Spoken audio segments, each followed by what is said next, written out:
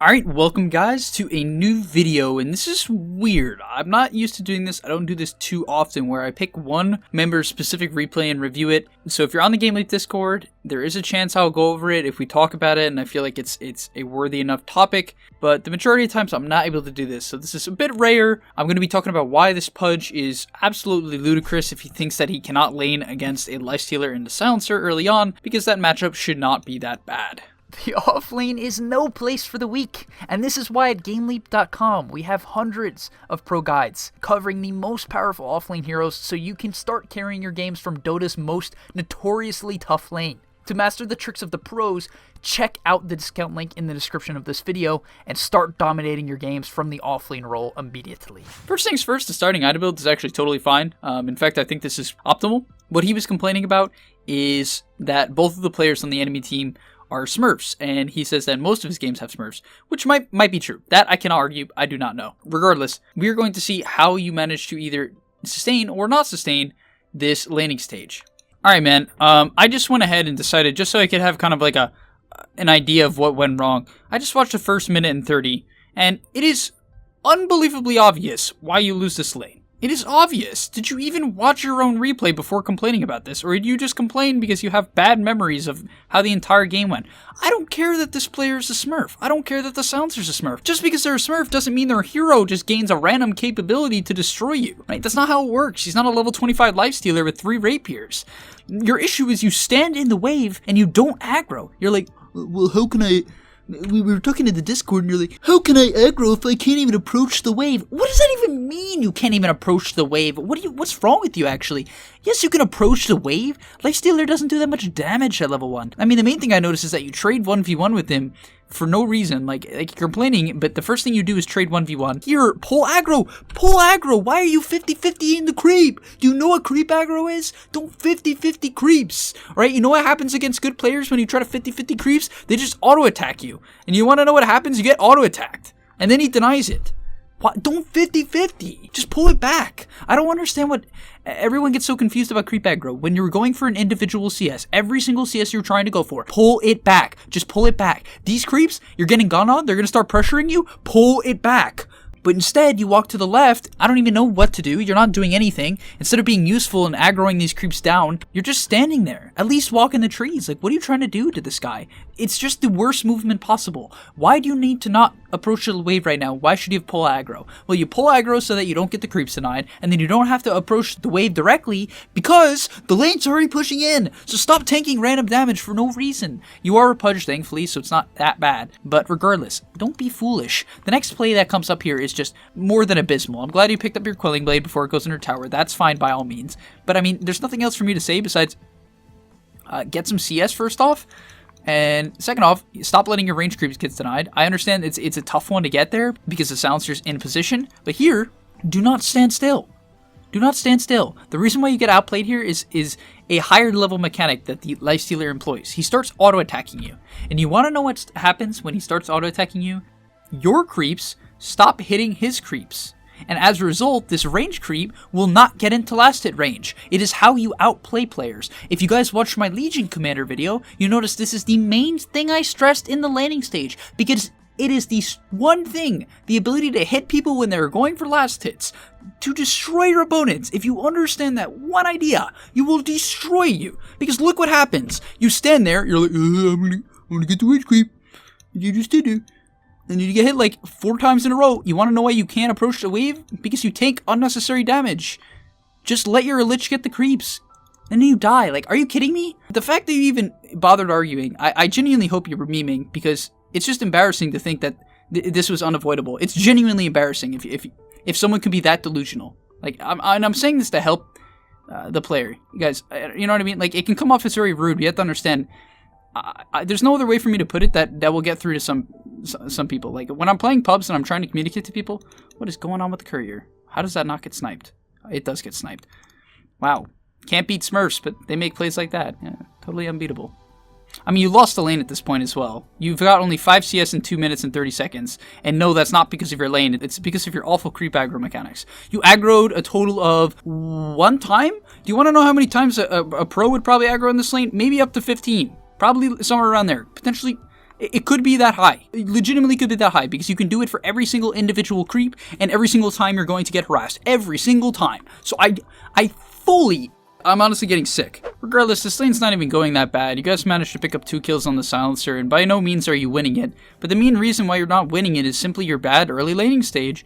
Guys, like, I'm telling you, if you're just trying to go up in MMR, you have to get good, especially in these early waves that can be a big reason why you do or do not win the lane, right? Because if you're level 5 and he's level 4, there's a chance you crush him, correct?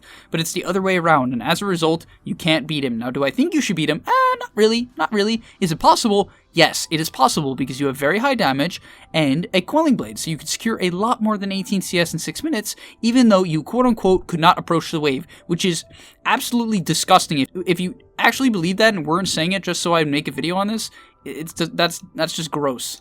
So yeah, I mean, I'll briefly move on to the mid game now, but I don't even like, is this even worth putting on YouTube? I have no idea, because what don't you understand? Like, if you watch this back, what don't you understand? Do you think that it's because of the hero matchup that you lost, or are you finally beginning to understand that every matchup is essentially winnable until you get to the highest of levels, right? Eventually you'll hear pros complaining like, oh, this lane is genuinely unwinnable, and to some extent it might be the case, but like, until you reach 6-7k, it's not the case. You can basically do fine, at minimum, do fine in every single lane, if not win. It's totally possible. It's totally possible. It's just based on reaching your spikes, right? You guys killed that silencer over and over again when you got to the right level. Problem is, you had already fed them up to that point. So if you didn't do that and didn't mess up, then you would have gotten maybe another kill, and maybe you would have even killed the lifestealer at some point. Because frankly, you could actually kill him with you and the Lich. If you got both a high level and you both nuked him right now, you would actually lose very reliably half his health. Honestly, for the most part, so just skipping ahead now, I genuinely respect how you played the early game.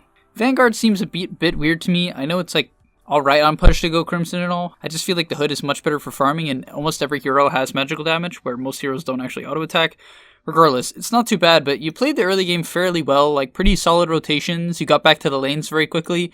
So honestly, if you just cleaned up your first 3 minutes where you didn't just sit AFK in the creep wave and individually aggroed for every single creep, I think you would have been in a pretty good spot to actually have a lot of impact and win this game. Like, who cares that this guy is a smurf? Like, who cares? The thing is, you fed him. Like, it's not like he did anything special or that you couldn't learn from. You know what I mean? Like, you're just complaining because you don't want to get better. You'd rather just take the easy win against players who are worse than you, or just as good. And no, this is not me advocating for keeping smurfs in Dota. I don't really care, frankly. But at the same time, like, you have to understand, we've all gone through smurfs. Everyone gets it. It's just one of those things where you can either A, complain about it and just, cry everyone a river and just tell everybody how bad your experience is, or you can look at it on the bright side and be like, wow, I'm getting to play against players who show me what my mistakes are and punish me for my issues so I can actually identify my problems and improve. Because frankly, you have very good Pudge mechanics in the mid game. Your rotations are pretty clean and you don't waste a lot of downtime. Like, you do a good job of getting back to the waves and all,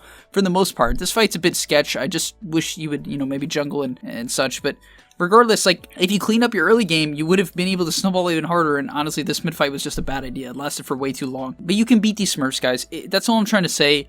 I don't want to extend this video for too long. It's kind of just like a PSA of, hey, you have to be very positive and try to look at things in the bright way. And I know playing against a smurf and getting stomped is not a good feeling, but frankly, you're not getting stomped. This game was not unwinnable. The laning stage was not unwinnable. You just need to look at it productively and stop complaining like a little child and be like, hey, what could I have done better this game? And hopefully now I've pointed it out for you and you can fix it, because frankly, even if it's against a player who is worse than this, you still need the same mechanics. So you should be thanking this guy for smurfing. I'm kidding, but at the same time, like, I think there's some logic to what I'm saying. One thing I do want to say is I feel like it's a bit weird to be buying like half of these items.